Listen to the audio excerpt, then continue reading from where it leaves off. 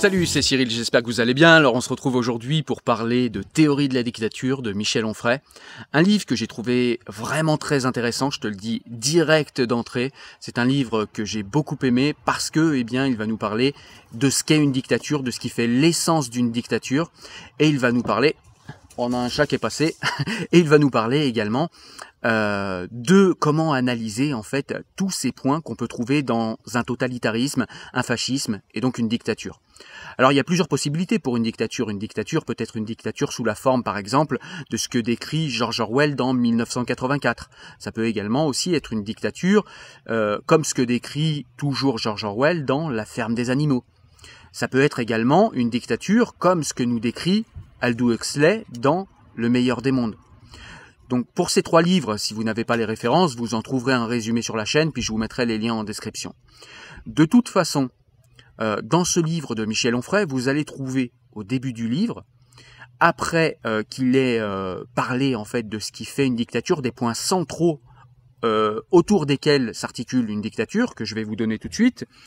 Donc on a détruire la liberté, appauvrir la langue, abolir la liberté, supprimer l'histoire, nier la nature, propager la haine et aspirer à l'empire. Donc après ces points-là, après que Michel Onfray ait développé ces points-là, eh bien il va faire un résumé de 1984 de George Orwell et de La ferme des animaux, toujours de George Orwell. Ce qu'il y a d'intéressant, c'est qu'il le décrit tellement bien, il fait un résumé tellement pertinent, à la fois concis et pertinent en levant tous les points intéressants, que vous n'êtes pas du tout obligé d'avoir lu les œuvres de George Orwell pour lire ce livre-là. Même si c'est mieux, évidemment, parce que vous comprendrez mieux le propos si vous avez déjà lu les œuvres d'Orwell. Éventuellement, vous pourrez même avoir un esprit critique quant à ce livre si vous avez lu les œuvres d'Orwell. En tout cas, pour moi, c'est pas obligatoire. Vous pouvez très bien lire ce livre sans connaître les œuvres d'Orwell. Et c'est ce qu'il y a déjà d'intéressant, je trouve, dans ce livre, parce qu'il va nous résumer et analyser d'une manière extrêmement fine, eh bien, le totalitarisme tel que décrit dans 1984, et puis le totalitarisme qui ressemble plus au communisme tel que décrit dans La ferme des animaux. Donc ça, c'est déjà, rien que avec cette première partie du livre, c'est extrêmement intéressant. C'est vraiment très très intéressant parce que ça nous permet de retrouver une lecture, un angle de vision, ou en tout cas une grille de lecture orwellienne sur la société actuelle. Et George Orwell avait une critique vraiment très très pertinente quant au mouvement totalitaire qui se développait pour lui à l'époque, puisqu'il a écrit 1984 dans les années 50, eh bien lui avait vu en fait le nazisme et le totalitarisme communiste se développer. Nous allons approfondir ici les points que j'ai énoncés et qui font une véritable dictature, les points autour desquels une dictature s'articule. Alors nous avons dit qu'il fallait détruire la liberté. La servitude, c'est la liberté. Autrement dit, comme les nazis, le travail rend libre. Il faut donc assurer une surveillance perpétuelle. L'invention de l'imprimerie a facilité la manipulation de l'opinion et le cinéma et la radio ont parachevé le processus. Il faut ruiner la vie personnelle. Le développement de la télévision et l'avancée technique permettant d'émettre et de recevoir à partir d'un même appareil ont signé la fin de la vie privée. Il faut supprimer la solitude. Un penchant pour la solitude n'est jamais anodin. Voyez la suspicion dans cette proposition. Il faut aimer les fêtes obligatoires et les loisirs collectifs, uniformiser l'opinion en imposant cette uniformité, dénoncer le crime par la pensée en combattant l'incrédulité. Il faut également, nous avons dit, appauvrir la langue, donc réduire le vocabulaire. Pratiquer une langue nouvelle pour réduire le champ de la pensée. Utiliser le double langage pour entretenir la contradiction. Détruire les mots. La parole doit devenir une logorée perméable à une idéologie véhiculée par une forme littéraire simplifiée. Ce qui ne peut être nommé ne peut être imaginé.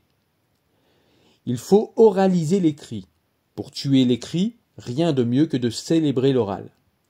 Il faut recourir à une langue unique pour exercer un monopole. Il faut supprimer la littérature classique. Il faut également abolir la vérité, et donc pratiquer une langue nouvelle pour réduire le champ de la pensée. Il faut instrumentaliser la presse pour nier le monde réel. Il faut propager de fausses nouvelles et les imposer comme vraies. Il faut produire et inventer le réel. Ensuite, il faut supprimer l'histoire. Il faut donc effacer le passé, comme le fait Winston dans 1984. Il faut réécrire l'histoire pour que le mensonge puisse devenir vérité. Il faut inventer la mémoire. Quand l'histoire disparaît, la propagande apparaît. Il faut détruire les livres très dangereux dans la logique d'une pensée unique. Il faut également industrialiser la littérature, les livres étant aussi une marchandise. Ensuite, il faut nier la nature, c'est-à-dire éradiquer le désir, séparer sexe et plaisir, promouvoir les succédanés, c'est-à-dire la pornographie, la presse people, etc.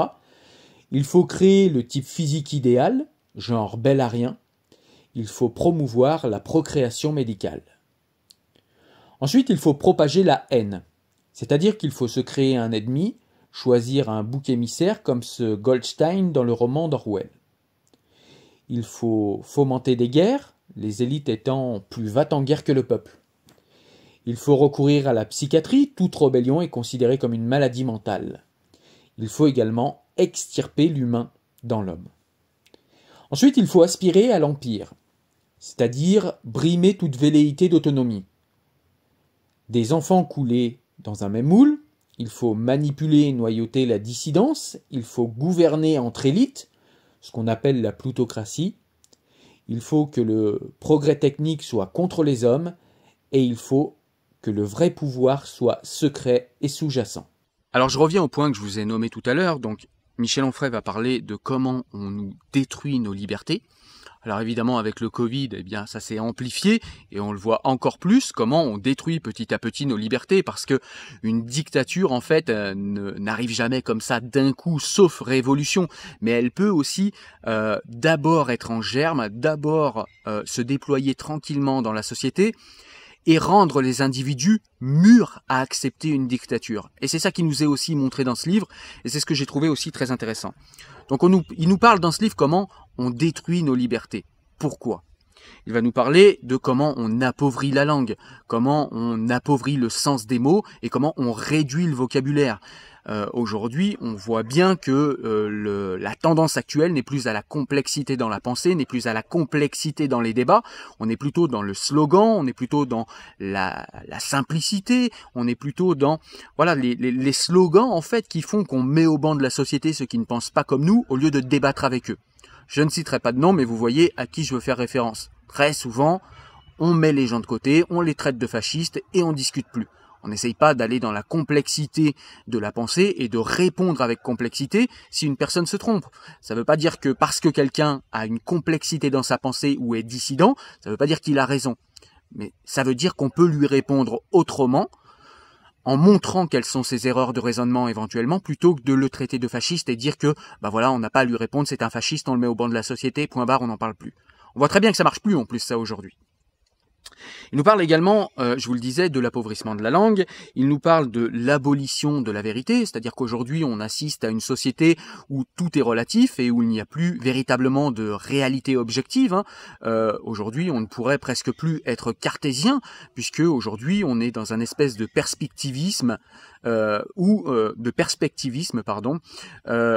chacun en fait voit la vie selon sa culture, selon sa religion, selon sa vision, et il y aurait plusieurs vérités, plusieurs réalités qui devraient coexister les unes avec les autres, et en fait il n'y aurait plus en plus de hiérarchie, tout le monde aurait raison en même temps. Bref, c'est une grande cacophonie où la réalité, la vérité, la pertinence et la hiérarchie n'existent plus, et où tout se vaut. On est dans un espèce de magma de médiocrité où tout se vaut.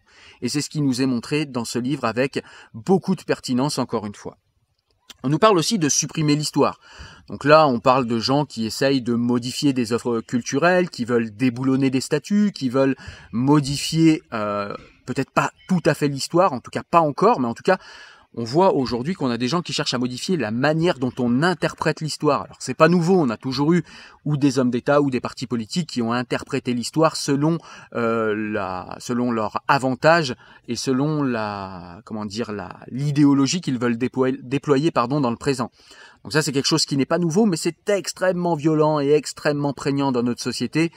Et vraiment, c'est assez flippant dans le sens où, toute vision qui serait dissidente, malgré que ils devraient respecter toutes les visions, hein, puisque je l'ai dit, on sombre dans un relativisme où chacun a sa vérité et chaque vérité se vaut, mais on voit quand même que pour ces gens, dans un espèce d'esprit totalitaire, il y a des vérités quand même qui sont à mettre de côté, qui sont à bannir de la société, parce qu'il ne faudrait pas les écouter, parce que ça vient de vieux mâles blancs, parce que ça vient de dominants, de colonisateurs, etc. Tous ces mots qu'on nous ressort, alors qu'ils n'ont plus aucun sens aujourd'hui. En tout cas dans la France d'aujourd'hui. On nous parle également de nier la nature. C'est-à-dire qu'aujourd'hui, on a des gens qui nous racontent que un homme est une femme est un homme, que la biologie, tout ça, c'est des choses embarrassantes qui n'existent pas, qui ne servent à rien, et qu'au final, on peut devenir ce qu'on a envie d'être, puisqu'en plus la technique aujourd'hui nous le permet. On n'a pas de questions éthiques à se poser, on n'a pas de nature à prendre en compte. Aujourd'hui, on va tout simplement devenir ce qu'on a envie en niant la réalité. Aujourd'hui, quelqu'un naît avec des chromosomes XY, peu importe si cette personne-là, si cet homme-là vous explique qu'il est une femme, alors il est une femme, et toute la société va acquiescer sans broncher, et en plus, la technologie et les sciences vont l'aider à réaliser son utopie, à réaliser, selon moi, sa névrose. Ensuite, on va nous parler aussi du fait qu'on va propager la haine. C'est-à-dire qu'aujourd'hui, on va plus répondre à des dissidents, on va tout simplement jeter l'anathème sur eux, et puis on va les jeter en pâture sur Internet, on va les jeter en pâture éventuellement dans la vie réelle. On l'a vu avec Samuel Paty, on le voit avec tous ceux qui ont une critique parfois acerbe de l'islam, on l'a vu avec Mila, etc. Donc on jette les gens en pâture à la haine et au totalitarisme de gauche. Donc voilà, ça c'est aussi un aspect intéressant et important du livre qui est déployé par Michel Onfray. Et puis on voit aussi cette aspiration à l'empire. Donc là on va parler beaucoup de Maastricht, de l'Europe, cette Europe qui a été pilotée par Jean Monnet, qui a été pilotée par cet américanophile, qui a été pilotée au final par les États-Unis. Et Michel Onfray va analyser cet européisme qui ne tient pas compte des peuples, qui ne tient pas compte de la vie des peuples et qui se construit envers et contre tout, et de manière tout à fait antidémocratique. Voilà, donc ça c'est tout ce qu'on va retrouver dans le livre. Évidemment, j'ai beaucoup résumé tout cela, j'ai abordé seulement les grands points, mais on va parler de tout cela dans la théorie de la dictature, on va parler aussi de la réification du monde, on va parler de ces gens aussi qui sont dans un progressisme devenu fou, qui courent partout comme une poule sans tête, tout simplement la recherche de nouveautés, parce qu'il faut de la nouveauté pour la nouveauté, il faut du progrès pour se dire qu'on est progressiste, hein, puisque forcément en même temps on est un néolibéral, mais il faut quand même justifier le fait qu'on soit de gauche, donc il faut être progressiste, et donc il faut accepter la GPA sans discuter, sans voir et sans regarder et sans analyser le fait que ça sera jamais une grande bourgeoise d'un capitaine d'industrie qui va louer son ventre pour quelqu'un d'autre, mais que ce sera éventuellement et même très sûrement des prolétaires désargentés qui vont louer leur ventre pour justement ces riches femmes stériles de capitaines d'industrie. Voilà. Donc aujourd'hui, il faut tout réifier, il faut tout vendre, il faut tout acheter. Ce progressisme est devenu la religion d'une époque sans sacré. Le culte actuellement voué au progrès du simple fait qu'il est progrès, par ceux-là même qui, de ce fait, se disent progressistes, ressemble à une génuflexion devant l'abîme avant le moment qui consiste à s'y précipiter. Ce qui nous est présenté comme un progrès est une marche vers le nihilisme, une avancée vers le néant, un mouvement vers la destruction. Donc tu l'as compris, c'est un livre extrêmement pertinent, un livre que je te conseille de lire, même plusieurs fois. C'est ce genre de livre en fait qu'on ne lit pas comme ça rapidement et distraitement, c'est ce genre de livre qu'on analyse, qu'on lit lentement, qu'on réfléchit, qu'on digère, qu'on stoppe entre les chapitres pour bien être sûr d'avoir digéré chacun des chapitres. Vraiment un livre intéressant que je te conseille. Allez, je te dis à très bientôt, porte-toi bien, ciao ciao, salut.